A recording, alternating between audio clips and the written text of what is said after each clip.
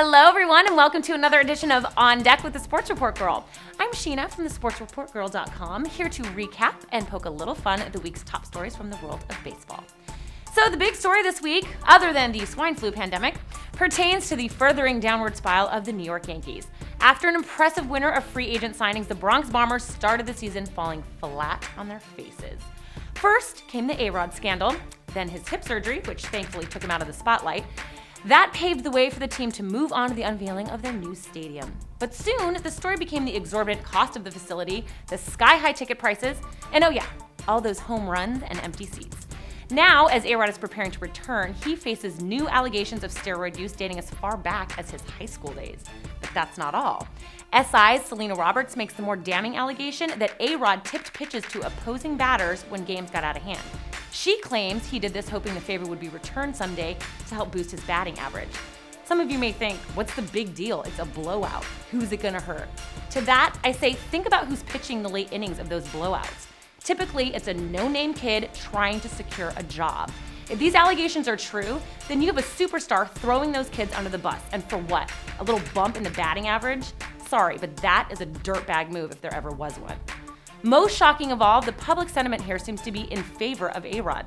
Understandably, many people have grown numb to the topic of steroids in baseball, while others fear Selena Roberts is conducting some kind of witch hunt.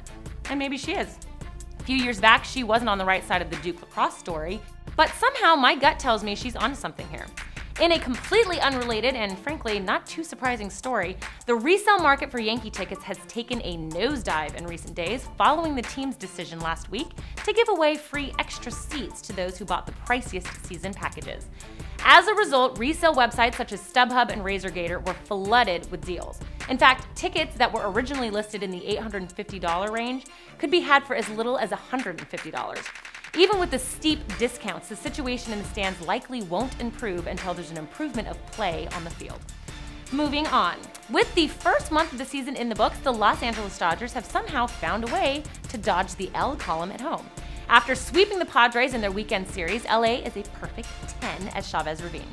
More incredible than that, the Dodgers have scored the second most in the National League and are tied for third in giving up the fewest runs. Add those numbers together and you get a whopping plus 37 run differential, the highest of any team in either league. As for San Diego, they have lost 7 straight and 11 out of 13. After their impressive 9-3 start to the season, the Padres are quickly becoming the team we all thought they would be. They are who we thought they were. And finally, the New York Mets manager Jerry Manuel is undecided about the fate of struggling starting pitcher Oliver Perez. Perez, who is 1-2 with an ERA pushing 10, could either be moved into the bullpen or demoted to the minors altogether. And at the other end of the pitching spectrum, we have Chicago's Ted Lilly, who last Saturday delivered 10 Ks and 2 RBIs to become the first Cubs pitcher to work both ends of the ball that effectively since Mark Prior back in 2005. Of course, it was against the struggling Marlins, so you may want to put an asterisk next to that stat line. Okay guys, you've been on deck with the Sports Report Girl, but please don't forget to leave your comments. And if you like the show, be sure to subscribe and tell a friend. Also, it's looking like I'll be in quarantine most of next week, but if all goes well, I will see you back here the week after that. Until then, bye-bye. Oh, and don't forget to cover your mouths, wash your hands, okay?